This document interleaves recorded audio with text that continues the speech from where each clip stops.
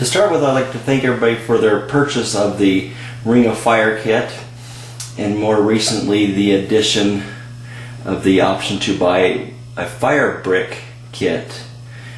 They both are flint and steel strikers, and they are both excellent quality products. What this video is about today is I'm going to go through and help maybe answer some questions from the customers about what's in the kit, maybe how to use the kit, and also to show you how you can really easily make your own supplies other than the ring and the brick, which I won't go through detail on those because obviously that's the mainstay of the kit. I will, however, show you how to make your own supplies and what to do with the supplies in your kit. So first, when you get your kit, you've got these little balls in here. These are actually cotton balls that have been charred. Now don't be messing around with them. You'll find that if you mess around with them too much, they'll kind of disintegrate. You kind of want to just keep those maybe in like a little Ziploc baggie. Might be a good protection. Also, I've included, which was not listed in your eBay purchase, was some jute twine. And then obviously right in the very bottom I've got this ring, the Ring of Fire. Now the ring I've tested. I test every one before I ship out, and I know they spark. So if you're having trouble, this is the video to help get that cleared up. If you purchase the fire brick kit, the brick is this square brick, and it was sitting right here in the middle. Okay. So first of all, when you go to start your fire here and make your fire, you've got to do some preparation work. You have to make, obviously, what you'd normally do with a campfire. You'd have your tinder and all that all ready to go, but this is a step prior to that where you get things, you make what we call a bird's nest. And this jute twine, you basically can just take a sharp edge of anything, a knife, in this case I have a pair of scissors, and just kind of fray it at this end until you have kind of a pile. You want that pile to be approximately maybe the opening of a soup can lid, a good round portion. And it doesn't have to be too thick, it just needs to be a good size around. And then using this as an example, as if it was all shredded up, and it doesn't take the whole thing, you can use it. You'll have yourself a little bird's nest, I call it. Now, a bird's nest obviously looks like this, so it's a little bit different in the fact that what we're going to do is we're going to just, instead of having to form like a complete circle, we're just going to, a nest, we're going to make a round circle. And so this circle is going to be kind of matted down and kind of flat. And then what you're going to do is you're going to take this, one of these cotton balls, and you're going to place it in the middle of that. And when you have it sitting right here on the ground, then you use your striker ring or your brick to create a spark into this char ball, I call it. And then once you get that little char ball going, then you can take this little, I guess, circle, bird's nest, and I fold it over top of itself kind of like a clam shell. Kind of like you're going to take it and you're going to take that circle and fold it over. And then you start blowing on it and you're going to get that going, and finally it'll start smoking, and then you're going to have your fire. And then what you do with that next is then take that into your tinder and kindling that you've already got prepared, that you normally know how to do when you start a campfire. So that's the basics of that. Now, in terms of supplies, it's really easy. This jute twine, I picked it up at Cal Ranch It's very available. It's really inexpensive. You can get a lot of it for not very much. We won't discuss the bricks and the ring because that's what the kit's about. However, I will show you some steps here about rocks.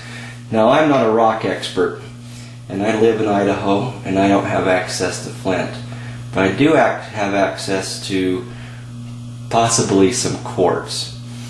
And what I've done is I've just gone out and picked up different rocks that I thought might work, and just have kind of experimented and come up with a kind of a location and some rocks that work. I've tried river rocks, and they seem to work. They seem to work too.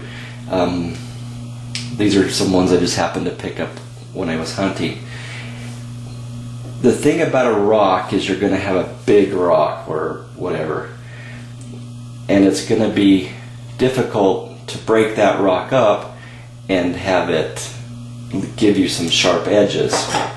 But here's a secret I found out about why people like to use flint, is because when you break flint apart, it creates sharp edges. Well, rocks, when you hit it with the hammer, not only is it kind of difficult, but it really doesn't put out a lot of sharp edges. I found a trick, kind of by accident, when I was making the rings. What you do is you heat the rock up, and I happen to be using like a nice big propane torch for weed burning. And what happens is that rock will then crack. So kind of keep your distance. Also, if you try it and do this on a like your propane grill, like a camp chef, which would be probably a good idea. Get some protection. The rocks, as it starts to crack, you can they'll start to flip out little pieces, and you probably don't want one of those in your eye.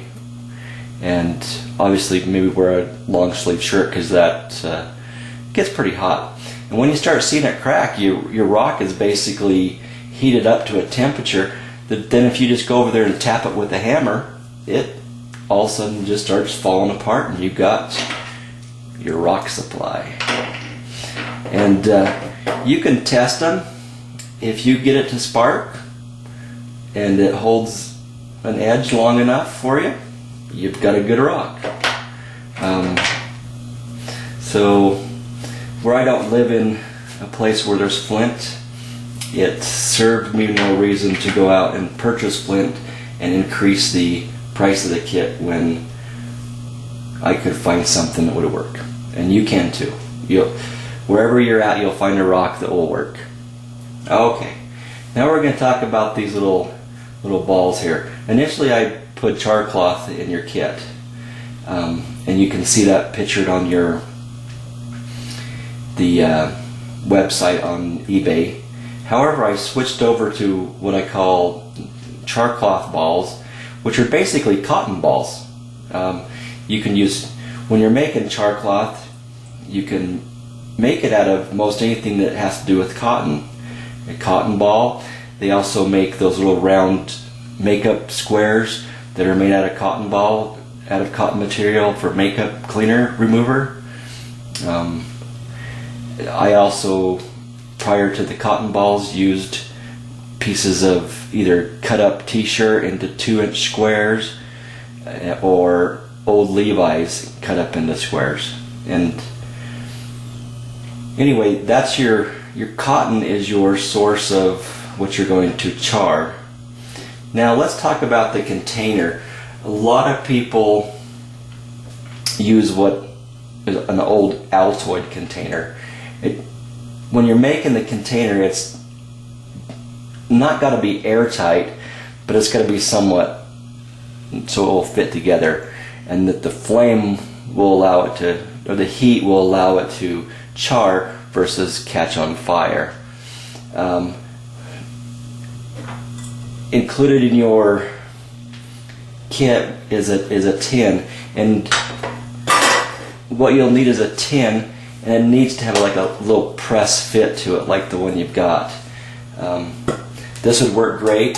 However, if you use it for that, then it might ruin it as being a container, or you may think it's just fine.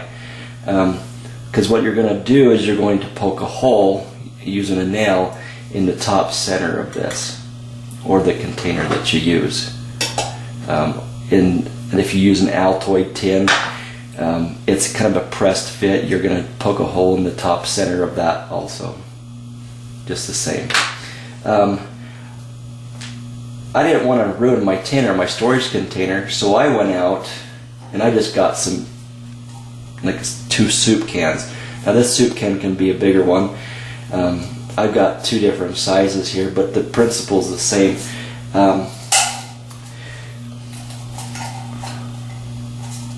I don't know if you can see it, but I've cut slices at 4 equal places around the ring of this can, on the one, and then on the other one I just split it in half. Oh, sorry, right there. Before I didn't, I don't know if you can see it, I just split one ring there and there on the opposite side. Here's the one before. It's got one on this side, one on the opposite side, and then turn the can, one over there and one over there. What that's going to allow you to do is you're just going to be able to squeeze that together, push the one of them in first, and then you can kind of cone that into a cone shape. What that allows you to do now is place the other can over top of it. Now what I choose to do is find a split on both of the cans, the one split, and match it up with another split, and then basically then you are going to press it together. Okay? And that's all you need. And you can, and then obviously you can see I poked a hole in the top of that. And so when you put your material in there, put your can over, match up the seam, and press it together. Okay? And when you're heating this up, you'll probably see some fire coming out here, but for the majority, it's not going to catch on fire. Okay, so now we've got our can here, and so what I've done is if you don't want to use that can, you have a couple soda pop cans, you can do the same thing. I have a pair of scissors that are kind of like some shears. You can just really quickly go in here and whack off that top thing. You may even, I'm not going to show you here, if I can keep it all together, it's kind of tough to get that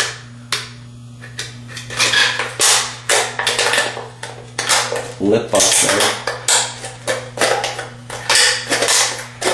But once you get underneath that lip, you just kind of cut.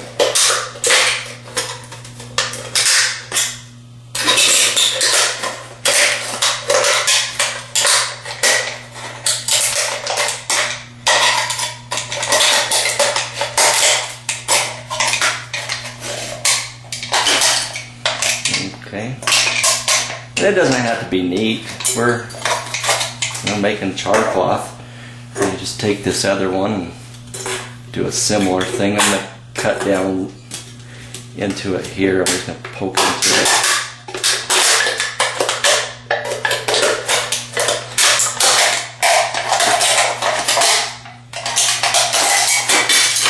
Okay. And so then what you got there is a tin can, and then there's soda pop can. Be kind of careful with these edges, they're going to be really sharp. And you might just be able to stick those 2 cans into the side of each other without even having to cut it.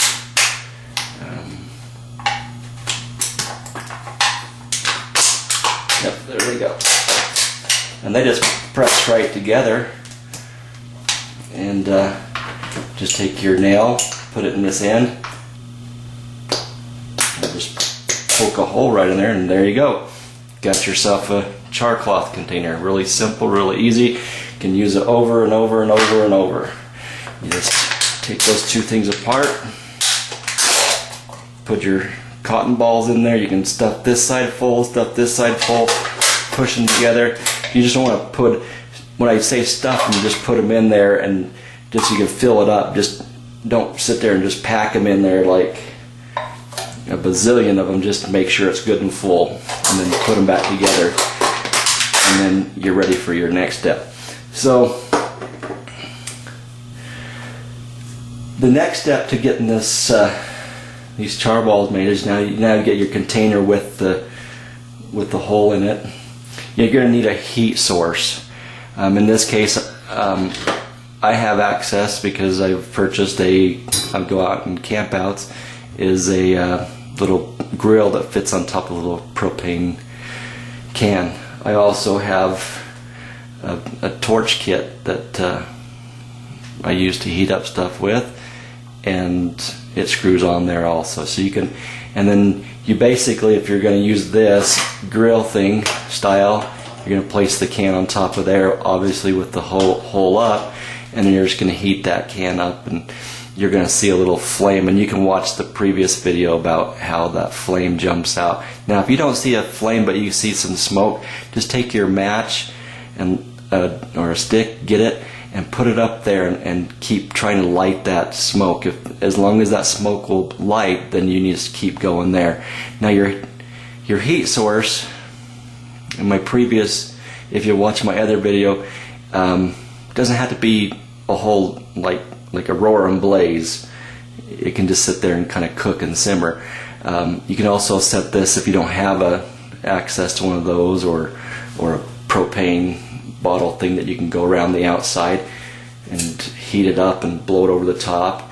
You can actually just set that right next to a campfire, and that will just catch on fire. And once you see that smoke to where you can't light that smoke, or you can't get any flame to come out that end, you're done, and it's charred in there. What you're not going to want to do is because this can's going to be hot, but also if you open this can up while it's hot, your char cloth will burn up and you'll be back to square one. So that's pretty much well it. There's some, when you're striking with this ring, a lot of people think that when it comes to flint and steel, they're used to what they call a magnesium striker, and it's the little magnesium deal where you scrape off some of the stuff that looks like aluminum, it's really shiny, and then you can just sit there and rub that little metal stick, and it creates a spark. This is different. This is, the true thing. It's steel, and it's, in this case, kind of some quartz, and that's what makes the spark. Now, what's making the spark is that you're shaving off some of this edge of this ring, this face of this ring. Okay, and you just want to graze that edge. You don't want to hit it really hard. You're just trying to slice off just a little bit of a time. And then you got your rock edge. Your rock edge and how you position it is really a kind of a key thing to this. This top edge is sharp, okay, and then this is the face of the ring, okay, and they have to come and slice down each other. If you get that edge to where it's parallel, the sharp part is like the tip of your fingernail, and it's parallel to that, you can't shave anything off. So what you got to do is in reality get your edge like your fingernail, so that it's somewhat almost parallel, but just enough, because if you're parallel, you'll run right past it. If you tip it just slightly, you'll catch that edge. Now, the motion of this, when you hold the ring, you grip it with your two fingers, and the motion is such that you kind of snap your wrist and it's not like really close to this. You got good long strikes, long things, and it's really fast. Okay, and then some of the action actually comes from your elbow, as if you were like swinging a tennis racket. I guess that's the best way to describe it. Now you'll see that those sparks are kind of going everywhere. When it comes to lighting this fire, you're going to have to get one of those sparks to hit this cotton ball for it to make it go down. And that can be a challenge in and of itself. This is really delicate. You could, if you're careful, put that right on top of that edge of that rock, so that when you slice down and that scatter spray comes over and hits that, you're going to be in business, and then you can transfer. But don't get too carried away with this guy. That will fall apart. And don't be trying to spare yourself and rip off a piece and use just a little bit. Use the whole thing. It's going to be better, and you can make more now that you know how, and it's really cheap. Another way is just to kind of set it down or set it up above whatever your sparks striking against, up like a little counter edge or on the top of a rock, so it will flip up onto it. When it comes to this, the fire brick, what you do is imagine if this is the surface of where your juke twine nest is, and you've got your little char ball on there. You take and you put this thing on kind of an angle and press down on the ground or on top of another rock, and you strike this down at it. And I like to hold it like this, and so you've got this angled edge, and then just take and swing, like the same principle, to swing down at it.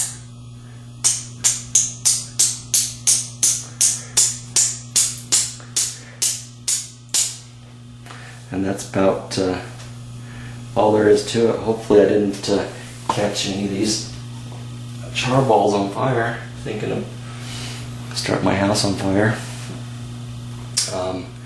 But that's pretty well it. And if you do have any questions, please contact me, and I'll hopefully answer some things. This is stuff you probably have all around your house. Most of you probably have at least a grill, if not a camp chef. Camp chef's going to work excellent for this. It's going to be just like this right here, but in a larger thing. If you're a kid, make sure you have adult supervision, and always be safe in your adventures, and enjoy. Thank you for watching, and thank you for your purchase, and have a good one. Thank you.